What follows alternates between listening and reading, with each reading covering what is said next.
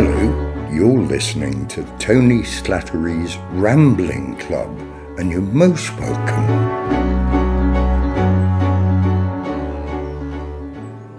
Oh no, Al, look. It's another of those bloody buses. Yes, sorry, is this my stop? Hang on a moment. Isn't that Mike McShane? I'm sorry, that bus just took my suitcase. I didn't get it off. Oh. Oh, hi, hello. Do you know where it's going? I was going on to northern area, up above York. It was during the mega bus. I won the mega lottery in California. Oh, hi, by the way, hi. I'm Chuck Doolittle. Good to meet you. Whoa. Nice to meet you, Chuck. I was doing a tour through won the lottery, and I said, well, I run the mega lottery. There's got to be a colloquial system somewhere and I found this place here called the Mega Bus, and they gave me quite a bargain. You're very welcome. No, thank you very much. It's sort of as we say, a sort of a kismet that I'm here. I was trying to, spend a little of the money I'd won, so I took the deluxe megabus tour, which is called the Pork to York. And you get all the way up to York, and they give you a slab of English bacon. And as you know, you fellas got some good bacon and cheese here. Oh, we're very proud of our cheese. We have more cheese more types of cheese than the French, which I think we've done deliberately just to annoy the French. Yes, I've always enjoyed the battling brio you and the French have had for the longest time. I remember once watching a woman at a museum in Paris, an English woman, as you say, losing her shit over the fact that she couldn't have the proper tickets to get it into the admission. And she ended by cursing at the French women, these old French women in the gate, by going, and the French just need sorting out, and there's an end to it. And the French women looked at her, and they just started going this. They said, and it was like, and I said to my friend, that is hundreds of years old. Look at that. That's like on east of the snake, just with a better food plan. And I think it's fascinating. Well, what are your names? I'm sorry, I'm being inhospitable in my alien land. Well, yeah, we should have said, actually, shouldn't we? Well, my name's Paul Carmichael, and this is... Alan Lear, how do you do? Alan, nice to meet you. And you are? Oh, Doolittle, Chuck Doolittle. Well, yeah, we look after this the shed for the president of our Rambling Club, Tony. He's not here at the moment. He went to go to the toilet a few weeks ago now, and he's not made it back yet. So we're keeping the place nice for him. What was your name? Sorry, you'd be welcome to come inside. Chuck Doolittle, and may I just say, I am gobsmacked like a man hit with a freshly caught perch. I see here on my itinerary on the way back, we are to be stopping here. And yes, it's it's much fiddling on the quiet. It puts the ill in idyllic, man. I got to say, it's fantastic here. Look at this. Wonderful place in this shed, the Rambling Club, Tony Slattery's Rambling Club. The president, Tony Slattery. That's absolutely right. Yeah. Well, I'd love to meet him. Where is? Oh, he's in the bathroom, right? You say? I'm afraid so. Still, yes. You may be able to shake his hand through the window. I don't know. Is it an outdoor convenience, as we say, or is it in an actual house? It's indoors, but of necessity, it's quite well ventilated, so you might be able to reach. Oh, I see it down there, down in the Vale. There we That's go. it. Yeah, that's an awful low window. What? Oh, you people have strange customs. And once you've done that, maybe you could pitch a tent in the garden and wait for your suitcase to boomerang back on the megabus when it comes back this way. Well, you know what? That is an amazing thing. I would love to see that. I've heard about your luggage volley system in the United Kingdom, and I've enjoyed it quite a bit. Once, years ago, when I was a pilot at Heathrow, I watched them unload my plane, and I felt like an obese kitten giving litter to a berth of 20 angry, yowling cats as they were throwing them out of the bottom. It was insane looking at it. Of course, I'd had a couple of cocktails in the pit, which is a combination bar and cockpit on some of the earlier flights. We don't do that anymore. They passed a law. My name was on it. Well, can I make a suggestion, Mike? Sorry, yes, I'm a pawn. I am a prawn in your hands, sir. Well, I mean, if we could make a suggestion, we're probably going to have quite a wait for the megabus to come back. We were about to give the bingo machine a bit of a spin, which we do to keep it in good working order until the president returns. Maybe you would like to join us for a little ramble if we were to give the machine a spin? I would like to, and so I'll enjoy a game of chance myself, having, in my life piloted to Vegas quite a few times. And, it's Vegas started out as a small town and then turned into Sin City. I can tell from around here it has potential to be a den of filth and vice and chance. And good luck to you. I'm glad to join you. Well, that's very encouraging to hear, given that vice is the only growth industry that the UK still has left. I think I'm in the right pocket. Right, here we go. Let's give them a spin and see where we end up. Here we are.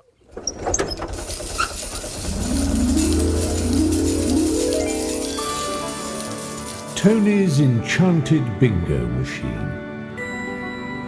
A curious contraption of cogs, levers, and glowing buttons that hums with ominous energy. This machine generates 3 completely random numbers. These numbers are fed directly into the Dewey Decimal System, the arcane reference system by which books and their contents are categorized. In this way, the bingo machine conjures from thin air a topic of conversation so enthralling, so wildly unexpected, that it leaves the members of the Rambling Club both bewildered and vaguely excited. Thus, another evening is saved from the brink of boredom, thanks to Tony's marvelous, possibly haunted and entirely inexplicable bingo machine.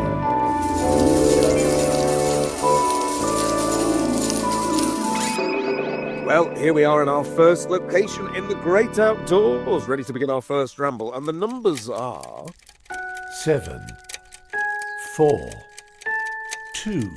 742. 742. And that means the first subject to ramble about, and we can take this however we want, is perspective. Perspective. Well, immediately for some reason, I think of photography that disproves the flat earth thing, where you can see, from certain perspectives, you can see the curvature of the earth. And I remember the first time I ever saw the curvature of the earth. It was the first flight I went on, and I didn't believe you would see it from just a normal domestic aircraft. Absolutely beautiful, but also terrifying. And we also hit turbulence on my first ever flight whilst I was in the toilet, and the plane dropped whilst I was midstream. And it was quite fascinating because I managed to somehow pee on the ceiling. So that was my experience. And that's what I think of with perspective immediately for some reason. That's amazing. That's kind of a whole body experience that way. Yeah.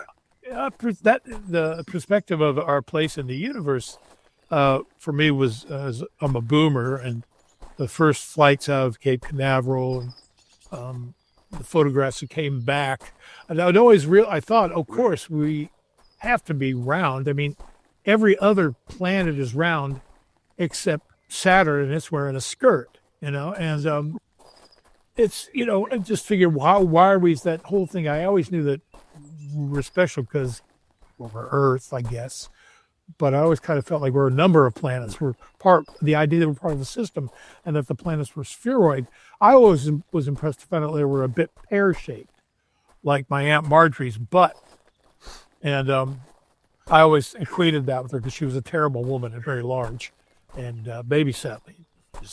So that traumatic space experience and experience of the extra adipose tissue on my aunt's bottom was always something I equated as a great roundness to be dot over. Also looking at the wrong end of a telescope when I was a young man. When it turned it around the first time, it blew my mind. I think I pinched myself a little. The whole world had changed in an instant. And also, quite true, when I was a young man, I went to a Indian powwow, or a community where they would travel throughout the United States, right? And we all identify ourselves with the world around us, and we ourselves. And I ran away from my father and went into a marquee tent where I think it was Comanche nation were putting on the ceremonial paint and their ceremonial garb to go out and do a dance and do all that. And this fellow was putting on his ceremonial paint, and he saw me in the mirror looking at him, like reflected. I was shorter than him on his right side. And I didn't know what to say. I was 6, 7. And I just said, "You look funny." And he got up and he got down right in my eyes, eye to eye, with no anger, no aggression. And he looked at me with like maybe 2 inches away from me, eye to eye, and went, "You know what, kid? To me, you look funny." And it blew my mind. That was the first time. I always thank that fella for turning it around on me, giving me a chance, because I was an only kid and I'm adopted, and I could be very isolated. I had friends, but I was happy as pretending I was somebody in my bedroom, another animal or something. So this guy giving me that quick sort of perceptive of the space I occupy in this big world, and I'm one of millions, instantly, and different yet one of millions, and even in that commonality. But of course, I didn't process that at 6 years old. I just went, "Ah!" and I ran off. I just told my dad, "I want to go home. My dad's like, "What the hell's going on with you, boy?" And, "No, I need to go home." And he was like, "Man, sweet." And I, "All right, boy. What the hell's wrong?" And I'd later years told me, he goes, "Yeah, he gets taught you a lesson." I went, "Yep." So that's perspective, personal perspective, can be shocking, but handled with a certain humanity or humaneness by the other person, it can be quite a good lesson. I was reading a thing the other day that says apparently all children know almost instinctively the concept of mine, but have to be taught the concept of ours or theirs. I think that's true, yes. I think it's taught. It depends how it's taught, too. I have a grand-nephew. My nephew has a kid, and him and his wife, it's partly cultural. His mother is Japanese national. Graham, but he's really helpful. I mean, he's almost 4 now, and he is honestly, I mean, he's an only kid, too, because I recognize him. He'll go to take somebody, look at you like, "Hey, look what I'm getting away with." Like, "Yeah, you're good." But he'll bring stuff to people and pick up their tray and take it back to the table, offer them things.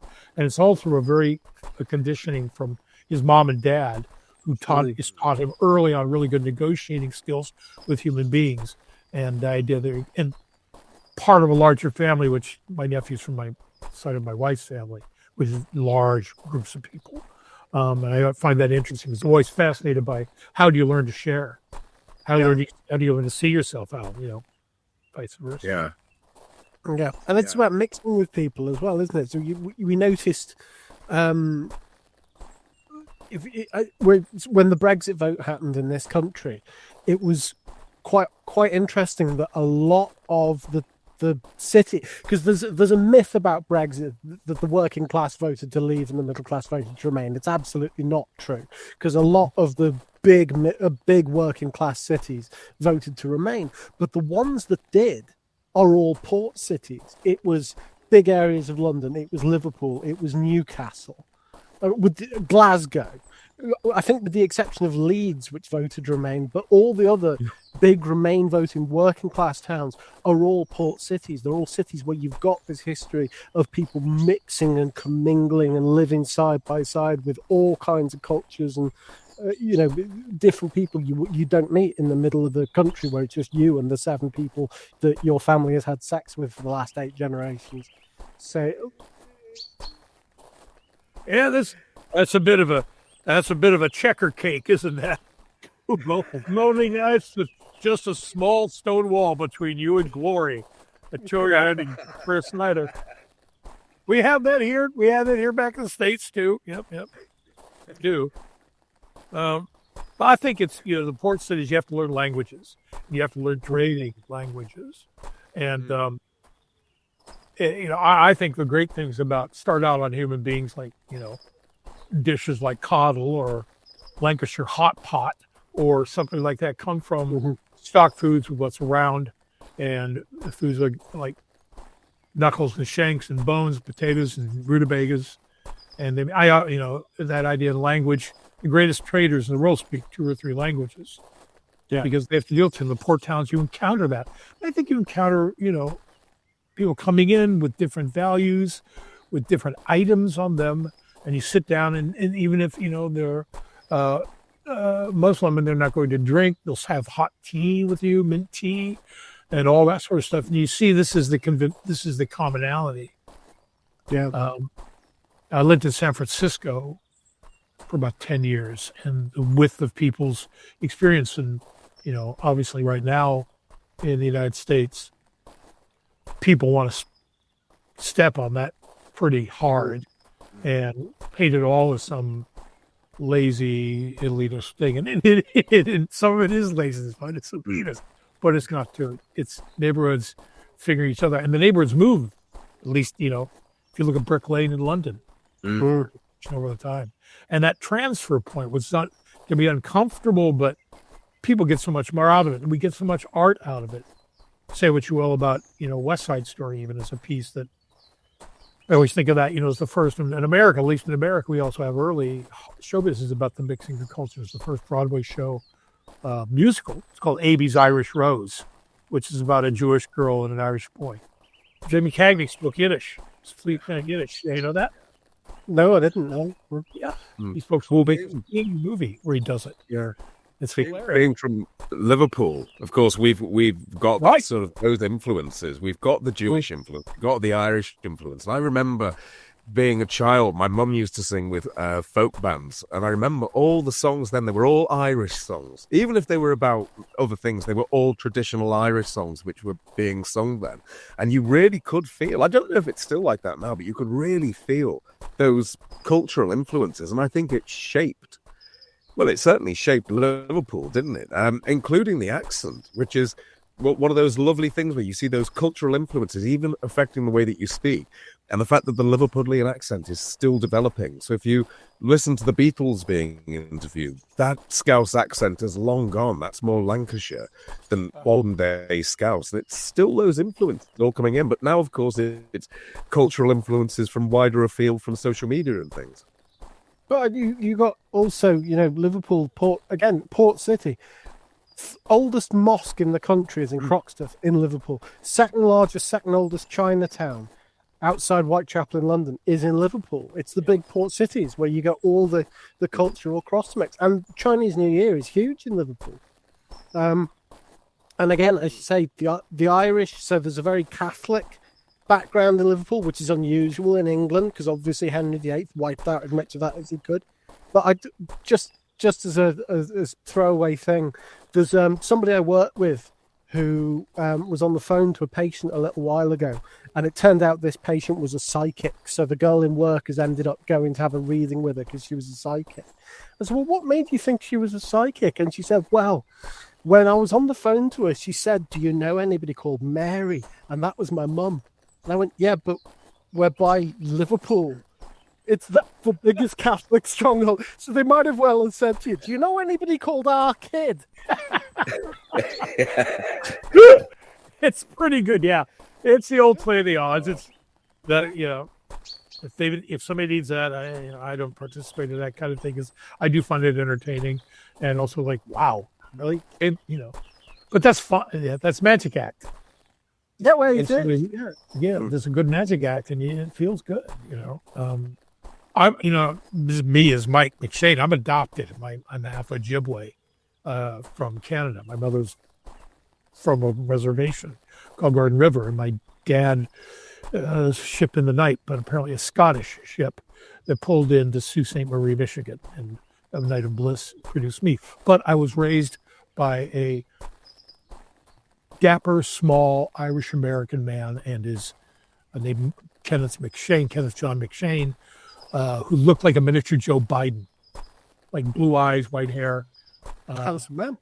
Very handsome, really extremely handsome man.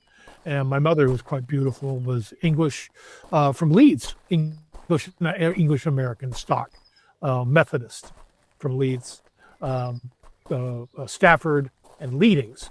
And so that's most of the family I knew. My dad's family is from Minnesota. I grew up in the Midwest in Kansas. That's where my mom is from. And and I looked, he doesn't look like them at all. Yeah. And as for your parent, one time I was like 16, some woman thought I was my mom's husband, which is possibly the worst thing to be asked when you're 16 years old and you're also sexually awkward and hate your body. You consider really just go, you're running through like the NFS 52 card deck going, no. Yeah. But, my dad's culture, he was born in 1910, and he was the last sort of Depression era guy who I think was told not to talk about his family history, because his great-grandfather came over because he taught Irish to people and was kindly asked by the British or the English authorities going, well, we're going to put you in prison or you can get your ass to America. And I think he shipped out with the school too, right? Like a lot of us. Yeah. And so my dad's family history, when he was later in life, he started to document it intensely. And I had to, there's a point go, I was very interested, but I was also very interested in like, where do I come from? Because they never told me until later. And that's a whole other story, which I'm doing at Edinburgh as a piece. But I was fascinated to see how my dad had to suppress. And I went, but you guys are Irish. I mean, America's built on the back of the Irish-American thing. And the bit of my dad's racism came from his being pitted against black people and being told, well, you're no better than them. So the only way you're going to get by. There's a book by Michael Ignatieff called How the Irish Became White, which is a brilliant treatise about how one of the most abolitionist and humanist nations in the world, Ireland, gradually when it came to America was, shifted through technique, through the people who were Irish from the Scottish extract who came earlier as colonies, which were called the pit. What was it? Lace curtain. We called it lace curtain. Sorry. And we were shanty. My dad was considered shanty Irish. But born in 1910, my dad remembers that vibe. My dad watched Babe Ruth play baseball. And so I grew up with this guy. He lived to be 96. And God, I wish I had his genes. He had all his hair, all his own teeth, sparkling blue eyes, and he was hung like a horse. He had like a rolled up wet racing form. It was just, So, when you go to sports with your dads, the bathrooms just have the long trough. I don't know if you have the long trough instead of private cubicles. Yeah. So, you go with your dad takes your hand, you go near your going, I'm not getting any of that, am I? I'm no balls, you. Okay. We got to get to work. Because my dad was very charming. He was the most charming misanthrope. That's my wife called him. This is the most charming misanthrope, but happy misanthrope I ever met. And I go, yeah, he's pretty cynical. Kind of the George Carlin thing. Like, oh yeah, people are great. Yeah. I have a dim view of humanity, boy. What? I guess you do. But that was always fascinating to see the difference and get his perspective, on the world and the mix of the world. The good thing about him, he was like, he had no problem with being half indigenous, Native American, because he grew up in Kansas. Yeah. And that's the key thing, isn't it? When you do have all those influences, it does alter your perspective. It gives you a wonderful perspective.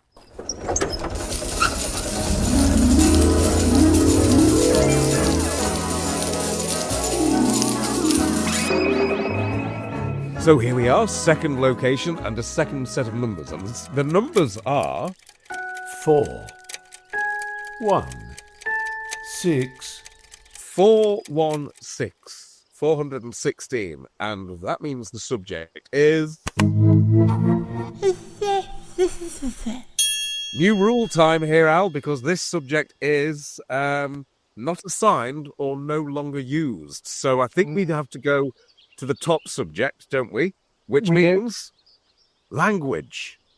Language. Nice and specific, isn't it? Nice and specific. I wish I could speak another language. I can't. I wanted to learn Tibet, and I only remembered this morning. When I was about 13, I was for some reason, got it in my head that I should really try to learn Tibet. I think I wanted to go there. And then I realized it was under occupation, and I got very passionate about that.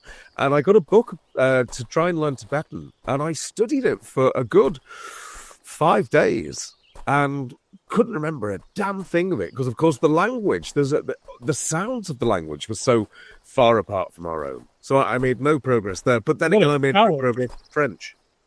Is Tibetan related to Chinese, or is it a totally different thing? I don't know.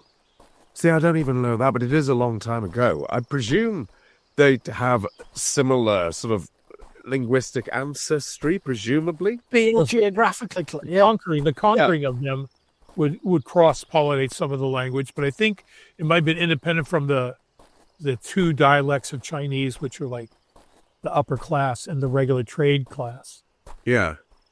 Oh, do you have a little schoolboy French, traveler's French? Well, the tiniest amount. Again, I was considering this the other day, so I can remember certain key things. Our teacher was wonderful. He was from Paris, and he used to just stand in front of the school smoking all the time. And I wanted to be him, Mr. Cotterell. He was just so exotic. But when it came to the French oral exam, and we had to have conversational French recorded on tape, he would just simply pause the recording and give us time to think, and occasionally give us a little hint as to what we should say. So I managed little bits. I managed enough to get by, but now the only things I can remember I can say anything is under the table. Le chat is under the table. It's sur la table. I can remember that sort of thing from the textbook called Tricolor, but I can remember bugger all else, which is a shame, because I wish I could. Wow. I could read French and Spanish. I took Latin when I was a freshman. I had 1 year at a proper Catholic prep school, and then I got kicked out and went to what we call an American public school. But I had 1 year of Latin, and also grew up Catholic, and so there's a lot of memorizing phonetic Catholic hymns. So I speak ecclesiastical Latin. I don't speak regular Latin. Common vulgaris, I guess. Vulgate, isn't it? Vulgate Latin, excuse me. And so when Karen and I travel, I can read things somewhat, and then Karen can speak it more. I'd pick up, Spanish or Cal-Mexican language here in California. Some of that just comes across the culture. And now I'm trying to learn a little bit of a Anishinaabe, which is an Ojibwe language. And that's, that ain't genetic, or that half of me sleeping. All I can say is thank you a lot, and that's about it. But it's a shame. We always pride, the British, they have more language that they speak French because they're culturally so mixed over centuries and centuries that, We feel like a very monoglottic culture, I have to say. I don't think a lot of us speak second languages at all, really. Like Americans, really. English is so, largely through the American cultural hegemony, English is so powerful as a national and international language that, most people just don't see the point. The good thing about, because English has so much vocabulary that's from the Romance languages, if you're in somewhere where they speak Spanish or Italian or French, you can actually, public signs and basic reading, you can kind of get by because that's what I do. Yeah. It's the same. Whereas if you go somewhere like even, somewhere that's just the other side of France, like Czechia, for example, where they have the Cyrillic alphabet, totally hopeless. I can't even read direct road signs. Hopeless. When I traveled, the first time I was doing Whose Line, I had to get out of the country for like a week and a half to keep the passport going. So I went to Rome and I went to Paris. So I went to Paris first, and I could get by, and it was very nice. And I learned to be, I got really like the opposite of America. Excuse me, parlez-vous français? I got really good. Merci. So I got smaller and smaller. So I had like a mini Hercule Poirot in my pocket going, "Hey, talk with me," And they were very polite, and they were very nice to me. And then I went to Italy, and I was lost. Because I had to go to Rome and look at all this stuff, and had a big trench coat, and everybody thought I was like a mute Italian assassin from this. You bumped me around, it was really pathetic. Have you heard the thing Eddie Izzard says, where he used to learn whatever the local language was for "Can you speak English?" But he stopped doing that because he went into Amsterdam and he went into a shop and he said to the guy behind the counter, whatever the Dutch is for "Can you speak English?" And the guy looked at him and went, "Yes." I said, and I realised I'd just asked a complete stranger if he could count up to 3. It's so basic. Yeah. You Oh, it is the big trading language. I remember, yeah, German, actually, I've just remembered I do have that one as well, thinking about, which is mein Deutsch ist klein. My German is very little. And I did find that quite useful when I was out in Vienna for a while, and mein Deutsch ist klein came in very, very, but everybody spoke English, and that just makes you feel a little bit ashamed, because, you know, I don't know. It seems to be, it's that worry of being a national stereotype of being the Brit abroad who just points and shouts for what he wants. You know, chips, yeah, chips.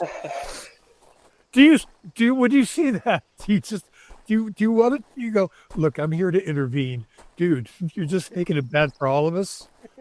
You want to sort of go, oh, no, we're not all like that at all. But then you fail completely, and they have to use English anyway. So the will is there to try and sort of prove that we do make an effort, and that we're not stereotypes from on the buses. It's that sort of feeling. You want to avoid that. Okay, yeah. It's weird when it does pop up, and it does. I mean, years ago, I was in a pub down by the Comedy Store, and there was a young gal in there, much younger than me, and she had this, and she was drunk and did this thing with the pub. I'm like, why she introduced? She goes, you know what your problem is in this country? And I'm like, oh, Jesus Christ. You know, and she goes, you don't have guns. And I'm like, oh man. And I'm like, what deck? You're doubling down on a deck here. You know, the British landlord's like, and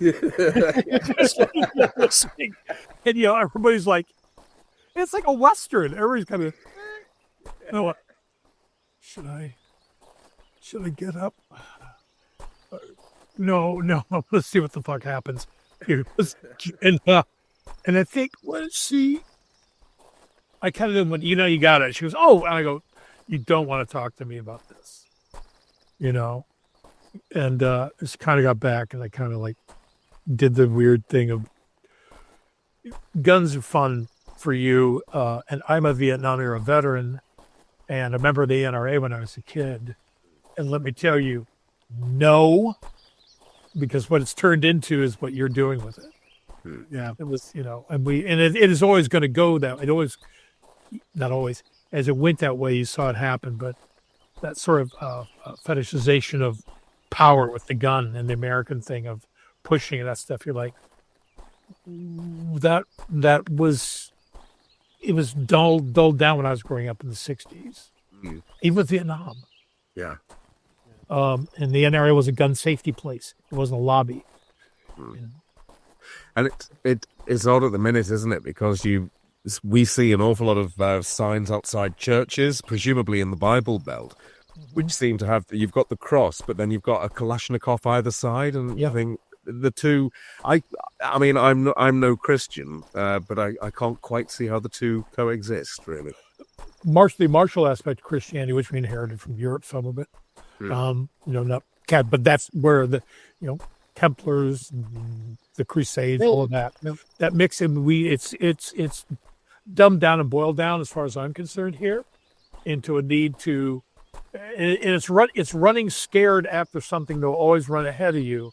My best friend, one of two best friends I still have in Kansas, as a software engineer, he said, look, because when my parents passed away, when my dad passed away in property, I had 2 handguns, 3 rifles, 2 shotguns to get rid of. I don't carry guns in my house. Not for me. Yeah. But for my parents, up to the point to where one time my dad called me and he goes, "You're going to come to visit this year?" I go, yeah. He goes, "Okay, let me know you're coming. If you're getting late for the airport, I'll pick you up." I go, "No, I'll take it. I'm going to get a car." And he goes, "Just don't surprise us." I go, "Why?" Well, Mom shot a hole through the ceiling. And I'm like, oh my fucking God.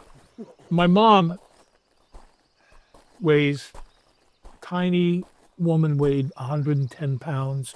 She's this big night jacket, night coat that women wear, you know.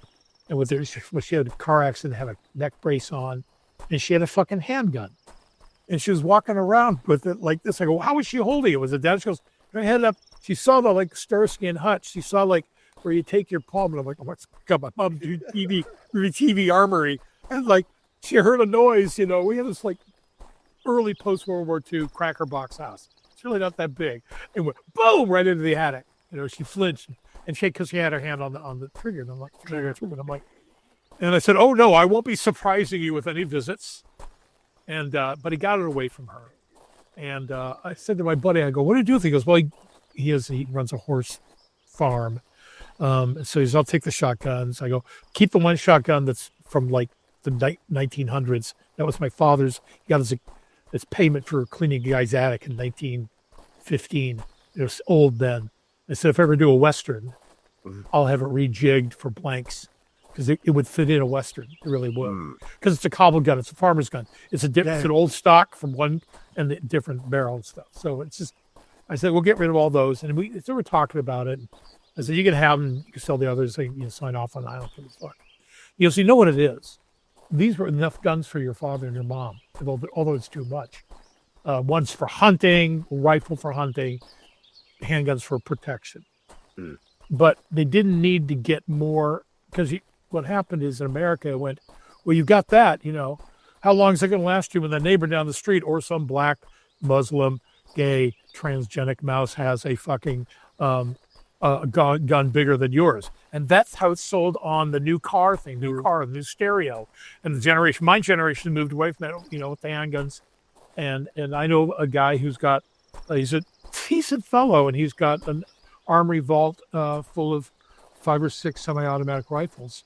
And I'm like, why do you need that? Really, because when I see that, you're telling me that you see, now you're in the middle of Los Angeles, that these are for being here, and for they're being here, therefore, offensive protection of property.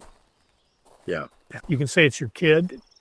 You could say it's freedom, but you're going to attach a significant thing to this item, and you have so many of them, the actual people in the house could not fire all the unit pieces of ammo, of weaponry that you have. I appreciate you take care of them. I appreciate that you believe in them.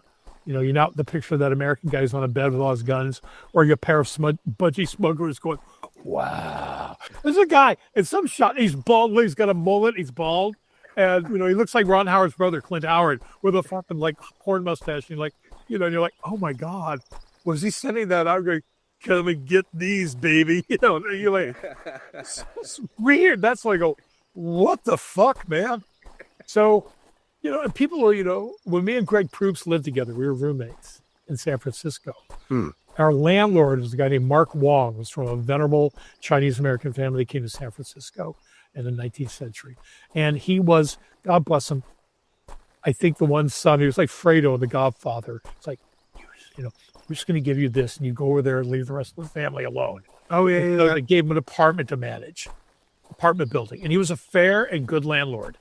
And he was so chipper and very American, San Francisco, Chinese American, like, hey guys, how's it going? You know, tight sort of rugby shirt, like nice jeans. Hey, you know, really helpful. Yeah, I'll get that done in a wink. You know, that kind of stuff. And then he would come down, but his things he loved was hardcore pornography and handguns. And we're like we had girlfriends, but we were like the bachelor guys, lived in the apartment, and we were in comedy and stuff. And he goes, he fixing the pipes. He goes, say, hey guys, you want hey, I got a new copy of Anal Antics, Volume 4. And you know, I got a new, like, you know, Sieg Hauer's scope on my rifle, my gun. I'm like, no, that's cool, man. And Greg would be like, oof. God. You know, and he would leave, and Proops would look at me and goes, dude, he's going to fuck us and kill us one night. I was he was thoroughly convinced that he's going to go. And I went, not yet. I go, look, just Trust me, not yet. And hopefully we'll be out of here by then, right? We'll have real jobs.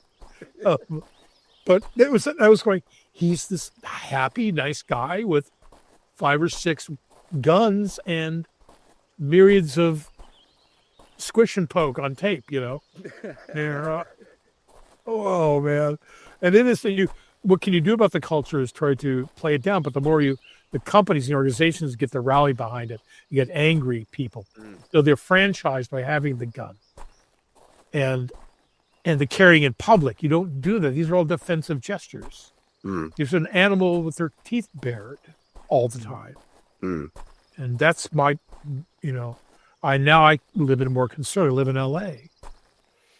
And I don't honk at people and yell at them in cars because I don't, so that's a civility that's born out of violence.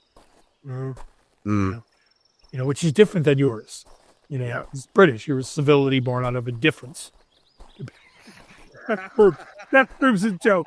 Bruce Costello's joke goes, okay, step off the plane. It's England. You get to England, and you go, smell the indifference.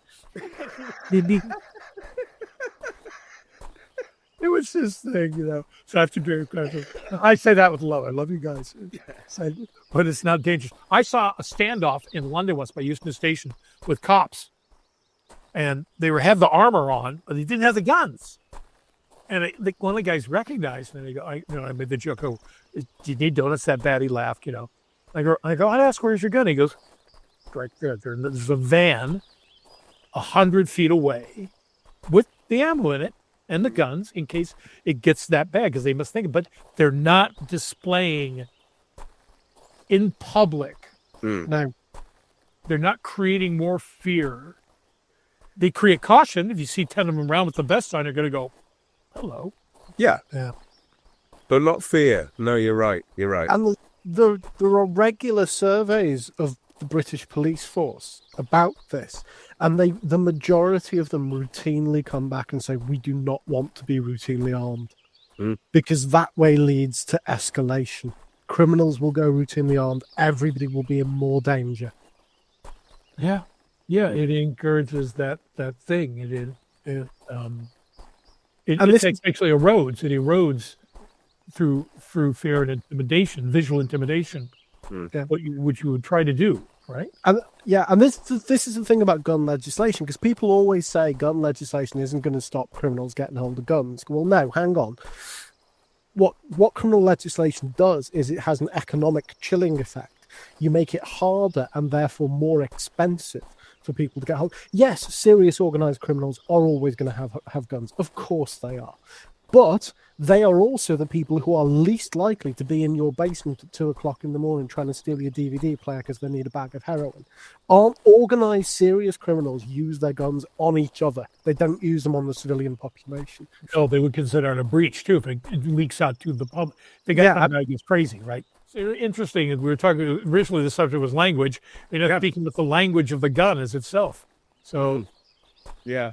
What I wanted to ask them, right? Because obviously at the minute, everybody has to pick a side, and it seems to be that thing of you must pick a side, and if you don't pick a side, one will be given to you.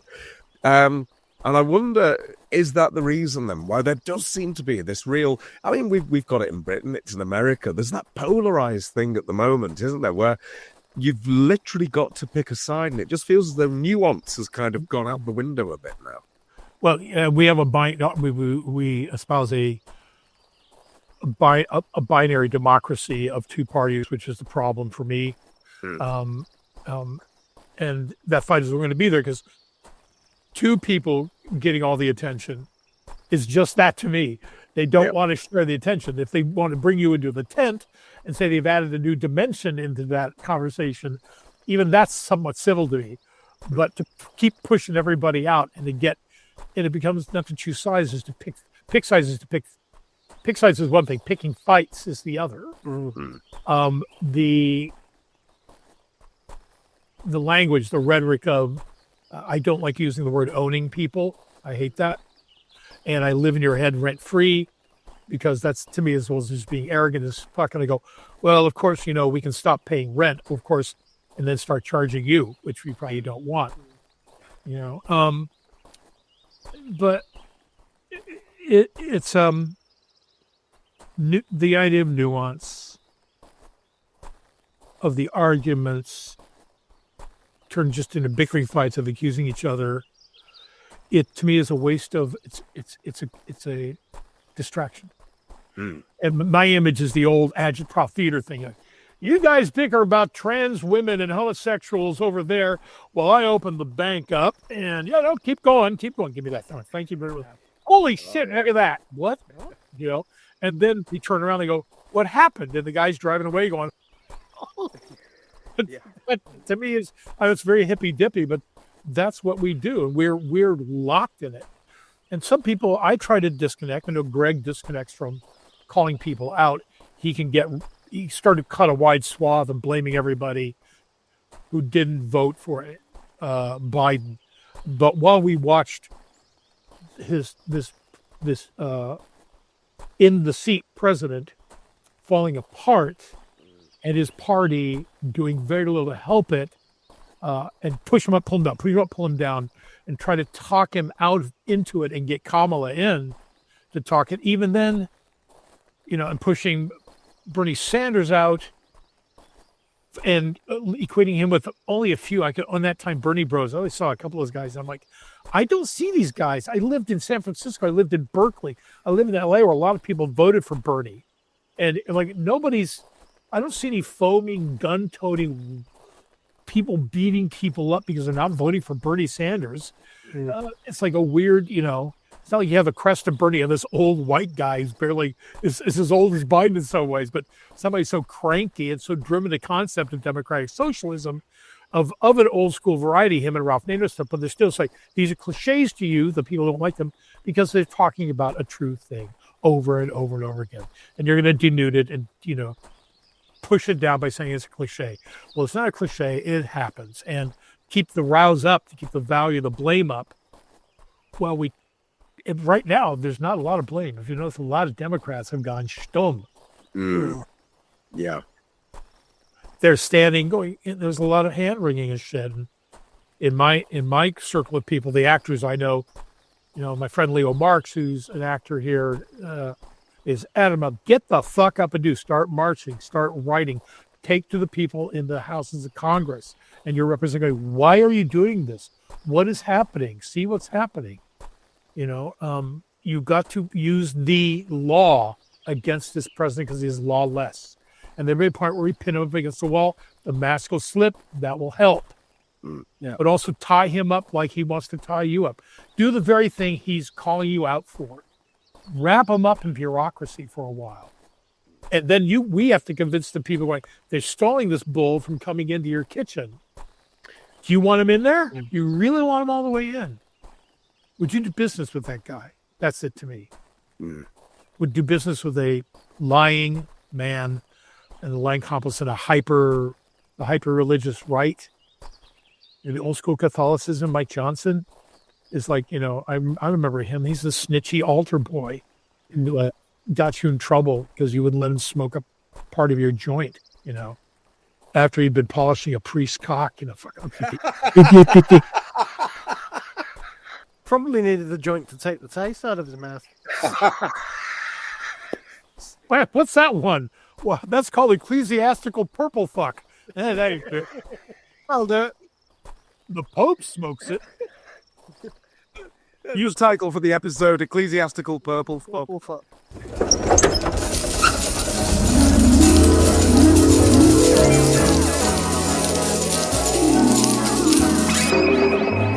Well, here we are back in the shed. Our raffles for now are ended, and that was an absolute pleasure. Have you enjoyed rambling with us, even if it wasn't with the president, unfortunately? I got to say, Mrs. Doolittle's going to really enjoy herself, and thank you for, at a very good discount price, giving me some of these Dutch-painted toilet seats as a decoration of the Rambling Club. I'll wear them, as you say, the collar of the country, and they'll be very proud. Perhaps we'll see you on Antiques Roadshow sometime. That will be wonderful. That will be. Well, listen, thank you so much for joining us. We love the myth is if you use a Dutch toilet seat, your toilet will never be clogged. Well, thank you. So I will carry that. I'll put that right above. So I'm thinking about that. And just if I can get through customs, that's all I got to know. There we are. Well, thank you as well to everyone at home for listening, and we hope that you enjoyed this week's meeting of the Rambling Club. Now, the club meets every Friday, but if you'd like to get in touch in the meantime, here's how you can find your fellow members. Our official website can be found at www.tonyslattery.com, and you can get in touch on the contact form on the website. And we're at Twitter, at Slattery Live. Please use the hashtag TSRC to discuss this week's topics. I'm on Twitter too, at Paul Carmichael V, but I'm also on Blue Sky, as is at Slattery Live, so you can find us there. And Tony also has a Facebook group at www.facebook.com/group/the Tony And you can find him on Instagram at Tony_Slattery_official. That's right. And Mike, how would people go about finding you? If you want to get a hold of me, I'm on Facebook at Mike McShane. I'm on Twitter at this Mike McShane. That's my handle. And we'll be posting my tour dates with Paul Suki,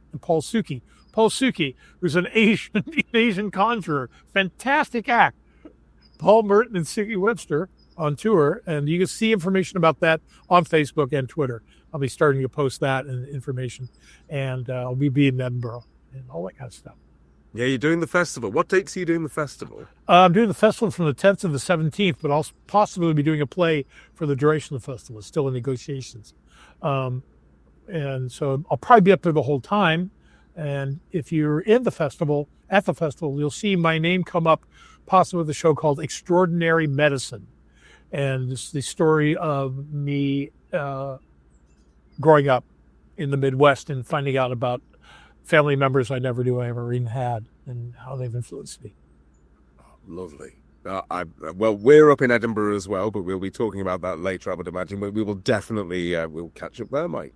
Thank you, Paul. Thank you, Alan. A pleasure to see you guys. Thank you. Thank you, you too. And Paul, if people want to join the Rambling Club for themselves, how can they do that? Well, of course, the doors to the Rambling Club are open 24 hours a day, 7 days a week. And all you have to do is head to www.patreon.com/Slattery Live. You can find some really interesting perks that we're putting up there for members.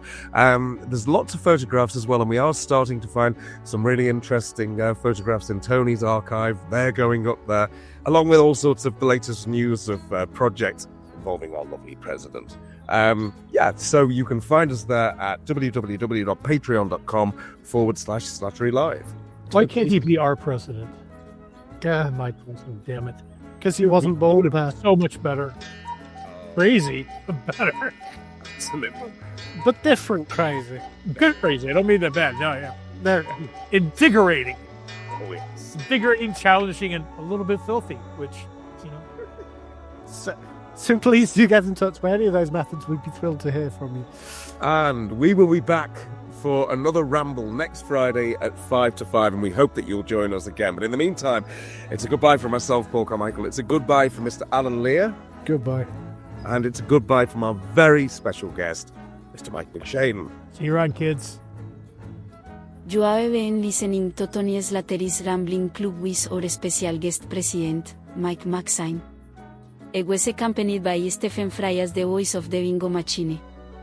Acting President McShane was assisted by Paul Carmichael and Alan Lear. The music was composed and performed by Michael Lewesley and Andy Friesel. Silly voices are by Michael Lewesley and the show's concept is by Paul Carmichael. Our producers are Stuart Morris and Alan Jevin, and the show series producers are Erika Lear and Mark Hutchinson. Our executive producer is Chris Castle, and the series executive producer is Mark Strickson. Tony Slattery's Rambling Club is a Fanfanitel production.